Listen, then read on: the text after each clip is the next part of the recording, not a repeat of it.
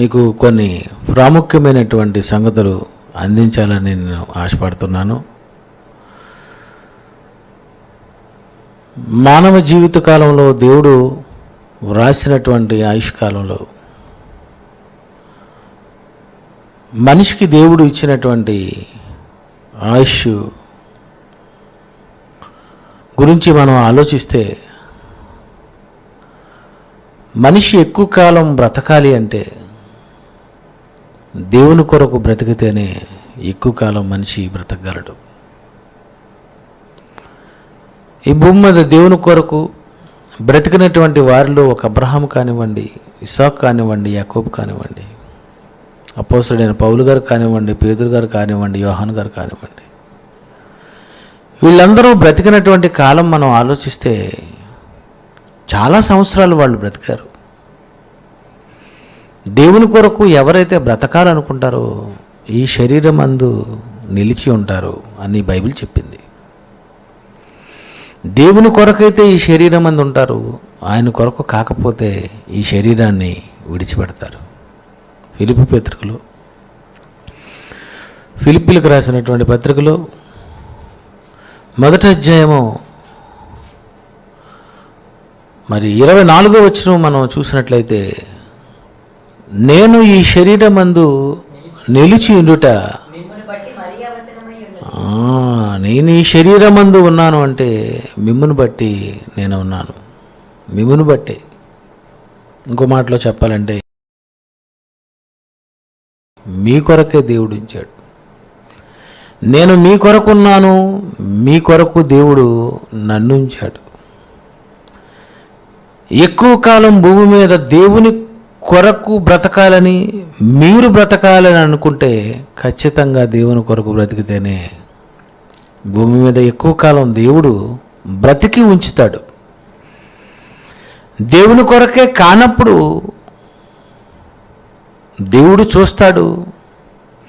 3 ఏండ్లు నీకైతే 30, 40, 50, 60, 3 ఏండ్ల నుండి చెట్టు ఫలములు రాలేదు అని అన్నాడు. మరి నీవు ఎన్ని సంవత్సరాల నుండి నువ్వు దేవుని కొరకు తెలుసుకోలేదో చెప్పు. తెలుసుకున్న దేవుని కొరకు ఎప్పుడు బ్రతికావు అని అలా ఆలోచిస్తే ఎక్కువ కాలం మనిషి దేవుని కొరకు బ్రతకడు. ముసలైపోయిన తర్వాత, రిటైర్ అయిపోయిన తర్వాత చూసుకోవచ్చు అనుకుంటాడు. కానీ ప్రియులరా, దేవుని కొరకు బ్రతికే వారే భూమి మీద బ్రతికుంటారు ఎక్కువ కాలం. తన వారి కోసమే బ్రతకాలి అనుకుంటే ఏదో రకంగా మనిషి మరణిస్తాడు. ప్రియులరా, ఇలా ఈరోజు ఒక మంచి విషయాన్ని మీకు నేను గుర్తు చేస్తాను. ఎంతోమంది జీవితాల కోసం చూసినటువంటి మనం, ఎంతోమంది బ్రతుకులు చూసినటువంటి మనం, మన గురించి కూడా మనం ఆలోచించుకోవాలి. అందుకే ఈరోజు నా గురించి మీకు చెప్పాలనుకుంటున్నాను. నా ఆయుష్కాలం గురించి నేను మీకు తెలియజేయాలనుకుంటున్నాను. నేను ఎంతకాలం బ్రతుకుతాను, నేను ఎంతకాలం భూమి మీద బ్రతుకుంటాను, నా ఆయుష్కాలం ఎంత, నా జీవితకాలం దేవుడు ఎంత రాశాడు, ఇదంతా కూడా నేను తెలుసుకోవాలని అనుకున్నాను. అది తెలుసుకోవాలనుకుంటే దేవుడే చెప్పాలి. కీర్తనలు 90 అధ్యాయం 12వ వచనంలో ఏమనుందో ఒకసారి గుర్తు చేసి ముందుకు వెళ్తాను. ఈ రిఫరెన్స్ మీకు తెలిసినదే అయి ఉండొచ్చు, కానీ ఒకసారి మనం చదువుకుందాం. కీర్తనలు 90వ అధ్యాయము 12వ వచనం, మాకు జ్ఞాన హృదయము కలుగునట్లుగా చేయము, మా దినములు లెక్కించుటకు మాకు నేర్పుము. మా దినములు లెక్కించు. మాకెన్ని సంవత్సరాలు, నాకెన్ని సంవత్సరాలు, నేను ఎంతకాలం బ్రతుకుతాను, నాకు నీవిచ్చినటువంటి దినములు లెక్కించుటకు మాకు నేర్పుము. నాకెన్ని సంవత్సరాలు నేను తెలుసుకోవాలనుకుంటున్నాను. జాన్సన్ విక్టర్ అను నేను, నాకు దేవుడు ఇచ్చిన దినములు ఎన్ని దినములు, నాకు దేవుడు రాసిన ఆయుష్కాలం ఎంత, మా దినములు లెక్కించుటకు మాకు నేర్పు. నేను అడుగుతున్నాను, నా దినములు లెక్కించుటకు నాకు నేర్పు. ఈ కింగ్ జాన్సన్ విక్టర్ అను నేను, సంగీత సింహ అను పేరు కలిగినటువంటి నేను, బిరుదు కలిగినటువంటి నేను ఎన్ని సంవత్సరాలు బ్రతుకుతాను? నాకు నేర్పించు. మీరు ఎప్పుడైనా అడిగారా? దేవా నేను ఎంతకాలం బ్రతుకుతాను అని మీరు చెప్పారా? మీరు అడగరు. అనారోగ్యం వస్తే కాపాడమని అడుగుతారు, లేదా ఆయుష్కాలం ఇమ్మని అడుగుతారు. కానీ దేవుని అడిగే ముందు దేవుడు మీ కొరకు కూడా రాశాడు. నువ్వు ఎన్ని సంవత్సరాలు బ్రతుకుతావో నీ కొరకు దేవుడు రాశాడు. ఆ దేవుడు రాసినటువంటి దినములు నువ్వు లెక్కించాలనుకుంటే బైబిల్లోనే ఉంది. ఆ లెక్కలు బైబిల్లోనే ఉంది. నీ ఆయుష్కాలము, నీ దినములు, ఇవన్నీ దేవుడు, నీ ఆయుష్కాలం అంతా దేవుడు బైబిల్లో రాశాడు. ఎంత రాశాడు? మీ కొరకు ఎంత రాశాడో మీరు తెలుసుకోవాలనుకుంటే మీరు బైబిల్ చదవండి. నా కొరకు ఎంత రాశాడో అన్నది నేను తెలుసుకోవాలి కనుక నేను బైబిల్ చదివాను. దేవుని కొరకు బ్రతికితే, దేవుని కొరకు బ్రతికే వారి ఆయుష్కాలం ఎంత ఉంటుందో అది దేవుడు బైబిల్లోనే రాశాడు. ఆ రాయబడినటువంటి ఆ దినములు, రాయబడినటువంటి నా ఆయుష్కాల రహస్యం ఈరోజు మీరు వింటారు. నా కొరకు దేవుడు ఏమి రాశాడు, నా కొరకు దేవుడు ఎంతకాలం రాశాడు, నేను ఎంతకాలం ఉంటానని దేవుడు బైబిల్లో రాశాడో ఈరోజు మీరు వింటారు. నేను ఎంతకాలం బ్రతుకుతానో నాకు తెలుసండి, నాకు తెలుసు. నేను ఎంతకాలం బ్రతుకుతానో అది మీకు చెప్పాలనుకుంటున్నాను. నేను ఎంతకాలం బ్రతుకుతానో అన్నది దేవుడు రాసినటువంటి ఈ వాక్యాలు నాకు అర్థమయ్యాయి. మీకు కూడా మీరు ఎక్కువ కాలం బ్రతకాలి అని అనుకుంటే ఈ వ్రాయబడినటువంటి మాటలు మీరు పాటించండి. ఏమని రాశాడో చూడండి. కీర్తనల గ్రంథం 92వ అధ్యాయము, కీర్తన గ్రంథము 92వ అధ్యాయము 1వ వచనము. యెహోవాను స్తుతించుట మంచిది. ఏదండి మంచిది? వ్యాయామం చేస్తే మంచిది, డైట్ చేస్తే మంచిది, ఆకుకూరలు తింటే మంచిది, డ్రై ఫ్రూట్స్ తింటే మంచిది. ఏది మంచిది? ఎలా మంచిది? ఎలా బ్రతికితే మంచిది? ఏం చేస్తే మంచిదో అది బైబిల్లో దేవుడు రాశాడు. ఏమని? యెహోవాను స్తుతించుట మంచిది. యెహోవాను స్తుతించుట మంచిది. స్తుతించుట అంటే స్తుతి స్తుతి స్తుతి స్తుతి స్తుతి అనా? ఇదా స్తుతి అంటే? స్తుతించుట మంచిది. ఏమని స్తుతించాలి? యేసుప్రభు ఏమని స్తుతించాడు? యేసుప్రభు ఏమని స్తుతించాడండి? స్తుతి స్తుతి స్తుతి, స్తోత్రం స్తోత్రం స్తోత్రం, ఇలాగే ఉండిపోయాడా? ఆయన పుట్టినప్పటి నుండి మరణించినంత వరకు స్తుతులు చెల్లిస్తూ ఉండిపోయాడా? దేవుని కొరకు చేయవలసిన కార్యక్రమాలు, అప్పగించబడిన పనిని సంపూర్ణముగా నెరవేర్చాడా? ఏం చేయాలి? రాస్తున్నాడు ఆయన. యెహోవాను స్తుతించుట మంచిది. నువ్వు మంచి స్తుతి చెల్లిస్తే, మంచి పాటలు పాడితే, మంచి పాటలు వాయిస్తే, మంచి బోధ చేస్తే యెహోవాను స్తుతించుట, దేవుడు నీకు మంచి గాత్రం ఇచ్చాడు. ఎవరైనా పాడవచ్చు. ఏ రకంగా పాడినా దేవుడికి అది నచ్చుతుంది. నా గొంతు వేరు, నీ గొంతు వేరు, నీ గొంతు వేరు, స్త్రీ గొంతు వేరు, పురుషుల గొంతు వేరు, పిల్లల గొంతు వేరు, ముసలివారి గొంతులు వేరు. మీరందరూ దేవుని స్తుతిస్తున్నారా? ఎలా స్తుతిస్తున్నారు? మహోన్నతుడా, నీ నామము కీర్తించుట మంచిది. నీ నామము కీర్తించుట, దేవుని నామమును కీర్తించుట మంచిది. ఆయన మహిమకు కీర్తి కలుగజేయవలనని దేవుని గురించి గొప్పగా చెప్తున్నావా? దేవుని గురించి ఈ లోకంలో ఎలా తెలియజేస్తున్నావు? వెళ్ళి తెలియజేస్తున్నావా? కీర్తనలతో తెలియజేస్తున్నావా? స్తుతిస్తూ తెలియజేస్తున్నావా? కీర్తించుట మంచిది. ఎలా కీర్తించాలి? ఉదయమున నీ కృపను, ప్రతి రాత్రి నీ విశ్వాస్యతను. ఉదయమున నీ కృపను. ఉదయం ఉదయం ఉదయం లేవగానే God morning, good morning, good. ఆ గుడ్ మార్నింగ్ ఇచ్చింది గాడ్. నీకు ఉదయం ఇచ్చింది గాడ్. తూర్పున ఉదయాన్ని సూర్యుని తీసుకొచ్చింది గాడ్. నువ్వు సజీవుల లెక్కల్లో ఉంచి కళ్ళు తెరిచావంటే గాడ్. నువ్వు ఊపిరి పీల్చుకుంటున్నావంటే గాడ్. ఉదయమున నీ కృపను, ఉదయం దేవుడు ఏమిచ్చాడో చెప్పాలట.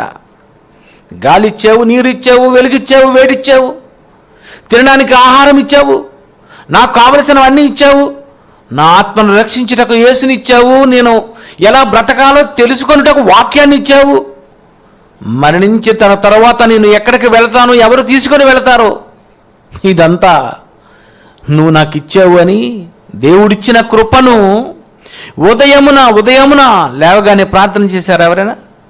లేవగానే దేవుని గుర్తు చేసుకున్నావా? ఎంతమంది గుర్తు చేసుకుంటున్నారు చెప్పండి? ఉదయాన్నే నీ కృపను, ప్రతి రాత్రి నీ విశ్వాస్యతను 10 తంతుల స్వరమండలముతోనూ గంభీర ధ్వని గల సితారతోనూ ప్రచురించుట మంచిది చెప్తున్నాడు ఆయన. జాన్సన్ విక్టర్, రాత్రి ఏం చేస్తావంటే, ప్రతి రాత్రి ఏం చేస్తావంటే 10 తంతుల స్వరమండలముతోనూ గంభీర ధ్వనిగల సితారతోనూ ప్రచురించుట మంచిది. ఒక మంచి గంభీర ధ్వనితో పాటలు వాయిస్తున్నావా? 10 తంతుల సితారతో దేవుని గురించి గొప్పగా మంచి రాగాలతో వినిపిస్తున్నావా? మీరు రేపు సాయంత్రం 5:30కి వింటారు. మీకు సంవత్సరానికి సరిపడే సంగీతం ఇచ్చాను. ఎంతసేపు విన్నా ప్రతి బిట్టు పిన్ను మీరు విని ఆనందపడతారు. మీ ముఖంలో రేపు సాయంత్రం 5:30 నుండి నవ్వే కనిపిస్తుంది. ఈ లోకానికి దేవుని గురించి ఎంత గొప్పగా ఆ మాటలు ఉన్నాయో అవన్నీ వింటే మీరే అంటారు, వాయిస్తే ఇలాగే వాయించాలని. ఈసారి ఇంకా వాయించాను, అందరికీ వాయించాను, డప్పులు కూడా వాయించాను. మంచి మంచి శబ్దాలతో, మంచి సితార్లతో, రకరకాలైన వాయిద్యాలతో దేవుడు అంటున్నాడు, నాయనా ప్రతి రాత్రి నీ విశ్వాస్యతను, నిన్ను నమ్ముకోవాలి అనుకుంటే, యేసు ప్రభువును నమ్మించాలి అని అనుకుంటే, నువ్వు రాత్రిపూట విశ్వాసాన్ని ఎదుటి వ్యక్తిలో రప్పించుటకు నువ్వు 10 తంతుల సితారతో, స్వరమండలముతో, గంభీర ధ్వని గల సితారతో ప్రచురించు ప్రచురించు ప్రకటించు, ప్రచురించు, ముద్రించు, వినిపించు, స్తుతించు. ఎలాంటి పాటలతో స్తుతించాలి, ఎలాంటి రాగాలతో స్తుతించాలి, ఎలాంటి మాటలతో స్తుతించాలి. దేవుడు అంటున్నాడు ఆయన. 4, ఎందుకనగా యెహోవా నీ కార్యము చేత నీవు నన్ను సంతోషపరచుచున్నావు. ఎందుకనగా యెహోవా నీ కార్యము చేత నీవు నన్ను సంతోషపరచుచున్నావు, నీ చేతి పనులను బట్టి నేను ఉత్సహించుచున్నాను. నీ చేతి పనులను బట్టి నేను ఉత్సహించుచున్నాను. దేవుడు చేసిన చేతి పనులేనండి, దేవుడు చేసినటువంటి చేతి పనులు.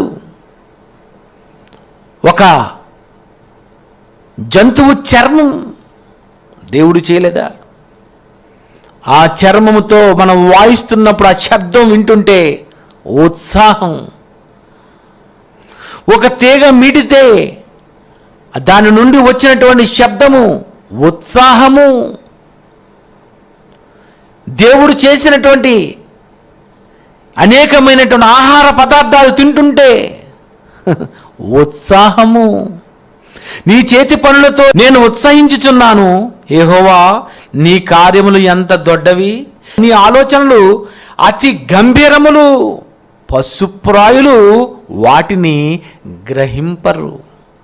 పశుప్రాయులు, పశుప్రాయుడు బైబిల్ తెలుసుకున్న వాడైతే గ్రహిస్తాడు, నీ కొరకు బ్రతికేవాడైతే గ్రహిస్తాడు. కానీ పశుప్రాయులు వాళ్ళేం గ్రహిస్తారు? జంతువుల వలె అయిపోయారు, పశువుల వలె బ్రతుకుతున్నారు. అలాంటి వాళ్ళకి అర్థమవుదట. పశుప్రాయులు వాటిని గ్రహింపరు, అవివేకులు వివేచింపరు.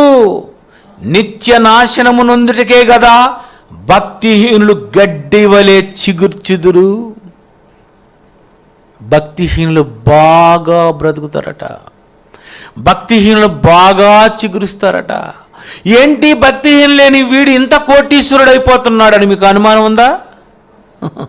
ఇతని దగ్గర ఎందుకు ఎంత డబ్బు ఉంది, ఎందుకు ఇతని దగ్గర ఎంత బంగారం ఉంది, ఎందుకు ఇతనికి ఎంత మంచి బిజినెస్ ఉంది అనుకుంటున్నారా?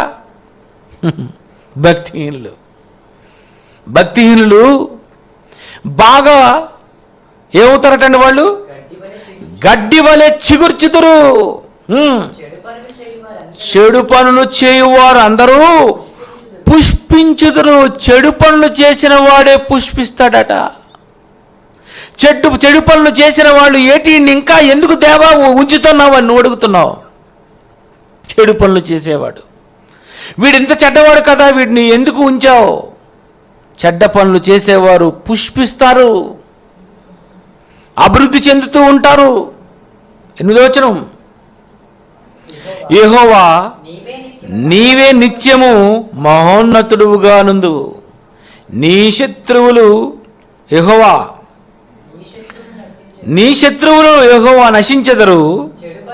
చెడు పనులు చేయవారందరూ చెదరిపోదురు. గురుపోతు కొమ్ము వలె నీవు నా కొమ్ము పైకెత్తితివి. కొత్త తైలముతో నేను అంటబడితిని. నా కొరకు పొంచిన వారి గతి నా కన్నులు ఆశ తీరా చూచెను. దైవ సేవకుని గూర్చి ఎవరైతే పొంచి ఉంటారోనట వారి గతట చూస్తారటండి.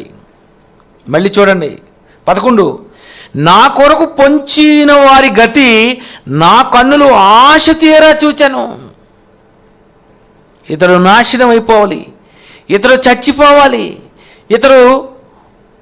ఇతడు చేస్తున్నటువంటి సేవ ఆగిపోవాలి అని మీరు అనుకుంటున్నారు కదా. ఎవరెవరైతే అనుకుంటారో అలాంటి వాళ్ళందరూనట నశించిపోతే దైవజనుడు కన్నులారా చూస్తాడట. బైబిల్లో రాయబడి ఉందండి. నీకు శత్రువులు ఎవరైనా ఉన్నారా? అయితే మనకు శత్రువులు ఎవరైనా ఉన్నారా? ఆ శత్రువులు మన కళ్ళ ముందే చచ్చిపోతే మనం ఆశ తీరా చూస్తామట. 11వ వచనం, నా కొరకు పొంచిన వారి గతి నా కన్నులు ఆశ తీరా చూచాను. నాకు విరోధముగా లేచిన దుష్టులకు సంభవించినది నా చెవులకు వినబడెను. అయ్యో వాళ్ళు చచ్చిపోయారా? అయ్యో వాళ్ళు నాశనం అయిపోయారా? గతంలో నాకు ఇలా చేయాలనుకున్నారు, అయ్యో వాళ్ళు అలాగైపోయారండి. అప్పుడప్పుడు మనం వింటుంటాం. అప్పుడు మీకేమనిపిస్తుంది చెప్పండి? ఇలా చనిపోయారేంటి, ఇలాగైపోయారేంటి, ఇలా పాడైపోయారేంటండి అని అనుకుంటారు. నీ చెవులకే అప్పుడప్పుడు డైరెక్టర్ గారు అంటారు, నా మీద చాలామంది కుట్ర పన్ని నన్ను ఇలా చేయాలనుకున్నారు. అగో పలానా అతను చనిపోయాడు, పలానా ఆమె చనిపోయింది, పలానా వాళ్ళు ఇలా అయిపోయారు అని ఆయన చెవిలోనే ఎందుకు వినబడుతుందంటే ఆయన చెవికే దేవుడు వినిపిస్తానని అన్నాడు. అదే ఉందండి. ఎలా ఉందండి? నాకు విరోధముగా లేచిన దుష్టులకు సంభవించినది నా చెవులకు వినబడెను. నీతిమంతులు తమాలా వృక్షము వలె మొవ్వు వేదురు, లెబనోను మీది దేవదారు వృక్షము వలె వారు ఎదుగుదురు. నీతిమంతులు ఎదిగిపోతూ ఉంటారట. దేవుని కొరకు బ్రతికేవారు బాగా ఎదుగుతూ ఉంటారు. దేవుని పనులు చేయాలనుకునేవారు ఎదుగుతూ ఉంటారు. దేవుని కొరకు మంచి పాటలు చేయాలనుకుంటున్నావు, అయితే నువ్వు ఎదుగుతూ ఉంటావు. దేవుడు చెప్తున్నాడు, నువ్వు ఎదగాలి అని అనుకుంటే నువ్వు నా కొరకైతే నువ్వు ఎదుగుతావు. నువ్వు నన్ను నమ్మిన వాడవైతే ఎదుగుతావు. నీతి కార్యాలు జరిపించిన వాడవైతే నువ్వు ఎదుగుతావు. నువ్వు అంచెలు ప్రతి సంవత్సరం నువ్వు ఎదుగుతూనే ఉంటావు. మంచివి నువ్వు చేస్తూనే ఉంటావు. బైబిల్లో రాశాడండి. ఈ రాసినవన్నీ నువ్వు చేస్తున్నావా? ఇవన్నీ చేసిన వాడవైతే ఈ వాక్యాలన్నీ నీవే. నీ కొరకే దేవుడు రాశాడు. నువ్వు గుర్తు తెచ్చుకో, గ్రహించుకో, అర్థం చేసుకో. నీతిమంతులు తమాలా వృక్షము వలె మొవ్వు పోయిదురు, లెబనోను మీది దేవదారు వృక్షము వలె వారు ఎదుగుదురు. యెహోవా మందిరములో నాటబడిన వారే. యెహోవా మందిరములో ఉన్నావా నువ్వు? క్రైస్ట్ చర్చిలో ఉన్నావా? యెహోవా మందిరం, మీ దేహము దేవుని ఆలయమే ఉన్నదని మీరు ఎరుగరా? ఆరాధన చేస్తున్నారా? ఆలయంలోనే ఉంటున్నావా? ఆలయానికే వస్తున్నావా? ఆలయంలో జరుగుతున్నటువంటి కార్యక్రమాలలో పాల్గొంటున్నావా? దేవుని ఆలయానికి కానుకలు ఇస్తున్నావా? దేవుని ఆలయమైనటువంటి ఈ దేహంతో దేవుని మహిమపరుస్తూ ఉన్నావా? నువ్వెక్కడున్నావు? ఎవరి దగ్గర ఉన్నావు? ఎవరి దగ్గర నువ్వు ఎక్కడ ఉంటే నువ్వు బాగుంటావో అన్నది దేవుడు చెప్పేశాడు. ఎక్కడ ఉంటే? ఇంట్లో ఉంటే పోతావు. నీ కొరకు నువ్వు విదేశాలు వెళ్ళాలంటే పోతావు. నీ కొరకు నువ్వు బ్రతకాలనుకుంటే పోతావు. హాస్పిటల్కి పోతావు, అక్కడ నరకానికి పోతావు. కానీ ఎక్కడ ఉండాలో చెప్తున్నాడు ఆయన. ఎక్కడ ఉంటే యెహోవా మందిరములో నాటబడిన వారై వారు మన దేవుని ఆవరణములలో వర్ధిల్లుదురు. దేవుని ఆవరణమేది? Church, Christ church. క్లాసులకు వస్తున్నావా? ఆరాధనకు వస్తున్నావా? సభలకు వస్తున్నావా? దేవుని కార్యక్రమాలలో పాల్గొంటున్నావా? దేవుని పనులున్నప్పుడు చేస్తున్నావా? ఏ ఆవరణములలో ఉన్నావు? దేవుని ఆవరణములలో ఉండాలి. ఎక్కడున్నావు నీవు? దేవుని కార్యక్రమాలలో ఉన్నావా? చెప్పు, ఎక్కడున్నావు? దేవుని కార్యక్రమాలు ఎక్కడ జరిగితే అక్కడ ఉండాలి. దేవుని కొరకే ఉండాలి నువ్వు. నిజమండి. ఈ కరోనా ఇలాంటి భయంకరమైన పరిస్థితుల్లో ఎక్కడున్నావు? దేవుని ఆవరణంలో ఉన్నావా? హాస్పిటల్స్లో ఉన్నావా? దేవుని ఆవరణంలో ఉన్నావా? చుట్టాల దగ్గర ఉన్నావా? దేవుని ఆవరణంలో ఉన్నావా? బంధువుల దగ్గర ఉన్నావా? దేవుని ఆవరణంలో ఉన్నావా? ఎక్కడున్నావు నువ్వు అసలు?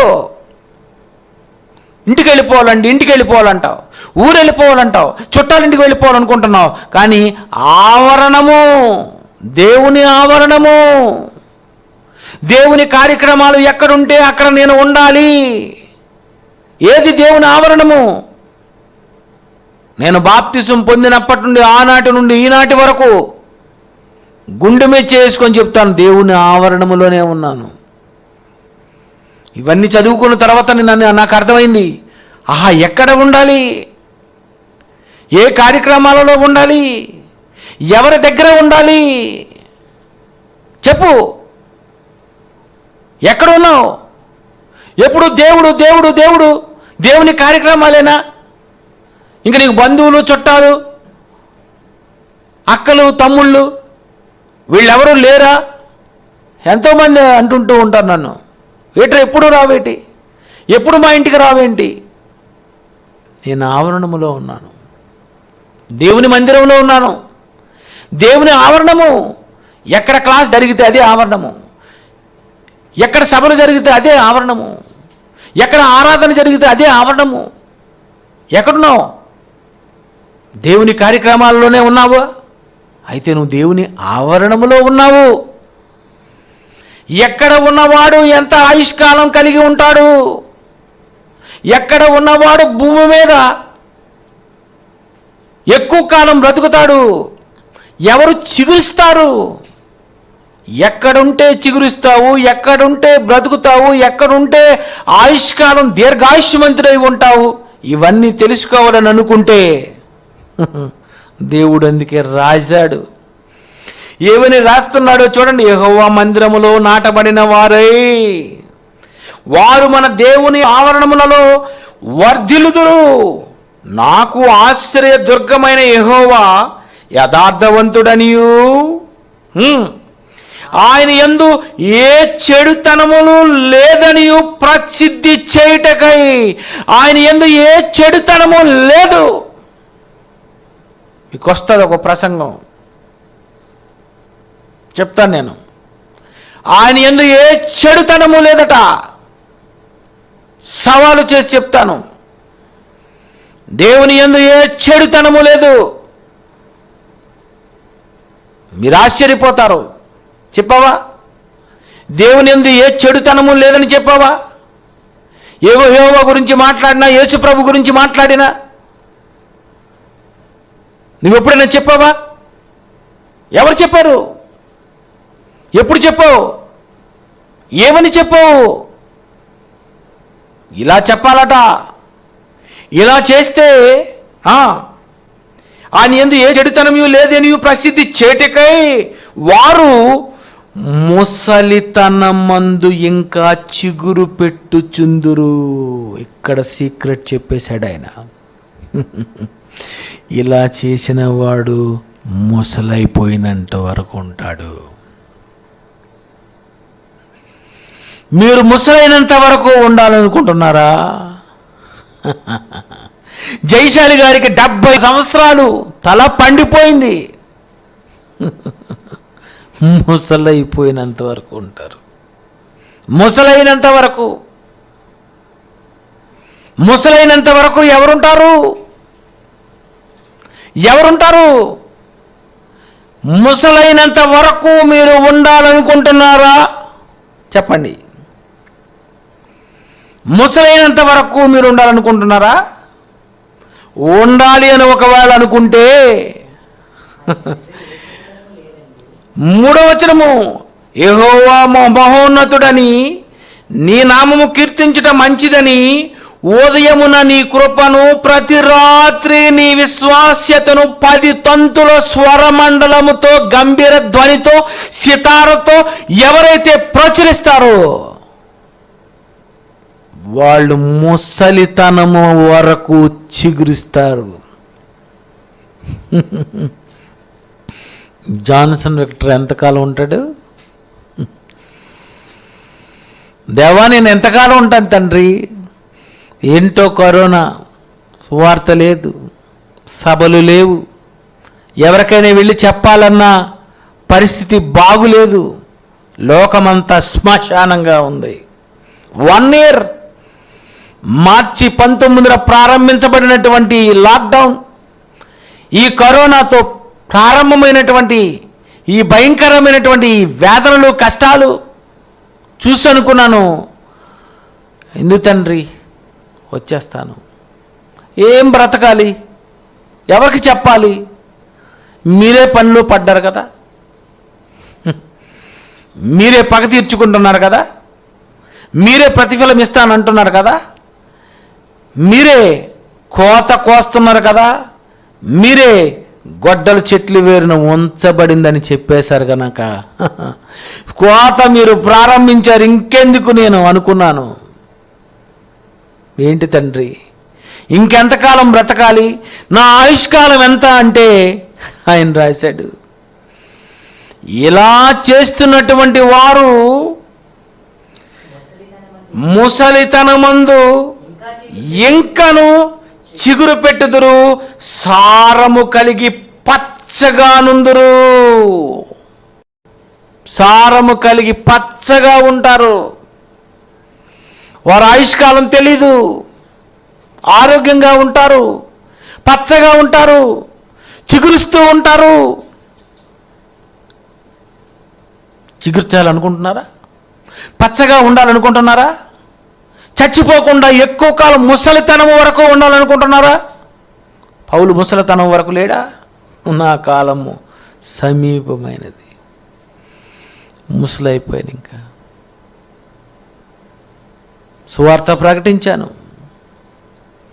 ఎందరికో వాక్యాలు చెప్పాను, నా పరుగు కడముట్టించితని. ఇక మీదట ఇంకేముంది, ముసలైపోయాను కదా. ప్రియులారా, దైవ సేవకులు ముసలైనంత వరకు ఉంటారన్నమాట. సంగీత దర్శకులు ముసలైపోయినంత వరకు ఉంటారు. దేవుని గురించి వాయించేవారు, దేవుని గురించి మంచి మంచి పాటలు రచించేవారు, మంచి మంచి సంగీతములతో దేవుని కొరకు అందించేవారు ముసలితనమందు చిగుర్చుదురు. ఏం చేస్తున్నారు చెప్పండి? నిజంగానండి, నేను రాసినటువంటి పాటలకు ఎందరో సహాయం అందించారు. మీరందరూ ఎక్కువ కాలం ఉంటారు, మీరుంటారు. దేవుని పనికి సహకరించిన వారు ఉంటారు, దేవుని ఆవరణములలో ఉన్నవారు ఉంటారు, దేవుని కొరకు గంభీరముగా బోధించేవారు ఉంటారు, దేవుని గురించి బ్రతికేవారు ఎంత కాలం ఉంటారో దేవుడు బైబిల్లో రాయబడిన ప్రకారము ఇది జరుగుతూనే ఉంటుందండి. ప్రియమైన దేవుని పిల్లరా, దేవుడే కాదనుకుంటేనే ఎక్కడ దొంగలు అక్కడే గప్చుప్పైనట్టు, ఎక్కడ ఉన్నవారు అక్కడ పిట్టల్లా రాలిపోతారు, పోతారు. కానీ దేవుని కొరకు బ్రతికేవాడవైతే నువ్వు అలా రాలిపోవు. ముసలితనము వరకు దైవజనులు ఎంతకాలం ఉంటారండి? పౌలు ఎంతకాలం బ్రతికారు, పేతురు ఎంతకాలం బ్రతికారు, యోహాను ఎంతకాలం బ్రతికారు? ప్రియమైన దేవుని పిల్లరా, నువ్వు బ్రతకాలనుకుంటున్నావా? ఆయన ఆవరణములలో బ్రతుకు. దేవుని కార్యక్రమాలు అనగానే ఎక్కడ ఉన్నా రావలసిందే. దేవుని పని ఉందన్నప్పుడు ఆ పని చేయవలసిందే. పగలు పడుకొని, రాత్రి పడుకొని పడుకొని పడుకొని పడుకొని పడుకొని నీ పనుల్లోనే, నీ కార్యక్రమాల్లోనే, నీ పిల్లలు, నీ భార్య ఈ కార్యక్రమాల్లోనే ఉన్నావా, లేకపోతే దేవుని ఆవరణంలోనే ఉన్నావా? చెప్పు. కరోనా ఉంది కనుక ఈరోజు ప్రార్థనకు వస్తున్నారు, కరోనా ఉంది కనుక ఈరోజు దేవునికి ఇస్తున్నారు. అదే కరోనా లేకపోతే పంపకపోయినా పర్వాలేదని అనుకుంటావు, ఆరాధనకు రాకపోయినా పర్వాలేదు అనుకుంటావు, మీరు వెళ్ళి వచ్చేయండి అంటావు. ఇప్పుడు పరిస్థితి బాగులేదు, రావాలనుకుంటే ఆరాధనలు లేవు. ఇప్పుడు లాక్డౌన్.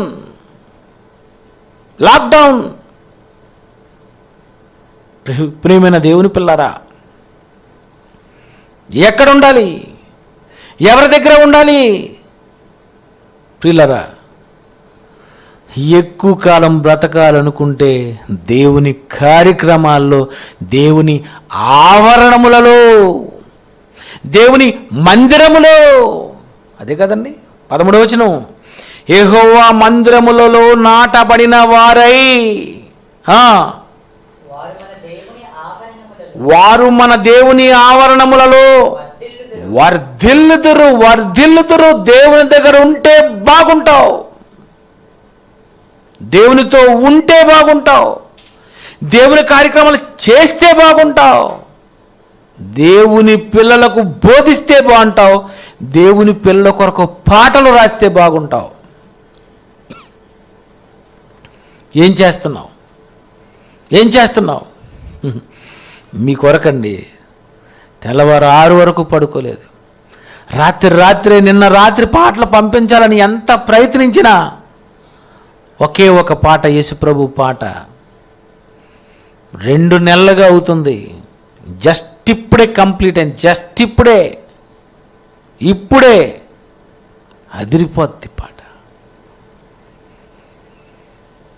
పగలు తొందరగా లేచిపోతున్నాం, రాత్రి ఎక్కువ కాలం పడుకోవడం లేదు. దేవుడు అంటున్నాడు, నైట్ టైం అయినా మీలాంటి వాళ్ళు జాబ్ చేయాలంటే 4వ వచనం, 10 తంతుల స్వరమండలంతో గంభీర ధ్వని గల సితారతో ప్రతి రాత్రి నీ విశ్వాస్యతను ప్రచురించుట మంచిది. నీ గురించి నైట్ వర్క్ చేయాలా? Part time job ఇచ్చేస్తావు.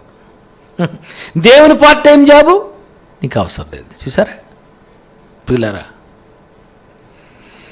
ఎలా ఉంటే బ్రతుకుతావు, ఏం చేస్తే బ్రతుకుతుంటావు? నువ్వు పగలేం చెయ్యాలి, రాత్రి ఏం చేయాలి?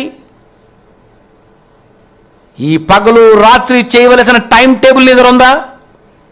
పొద్దున మనము లేవాలి, ఇలాంటివన్నీ వచ్చా, ఇది తెలుసు నీకు. పొద్దున మనము లేవాలి, తర్వాత ముఖం కడుక్కోవాలి, దాని తర్వాత టిఫిన్ చెయ్యాలి, తర్వాత ఊరి మీదకి వెళ్ళిపోవాలి. అబ్బా, ఇది పొద్దున మనము లేవాలి.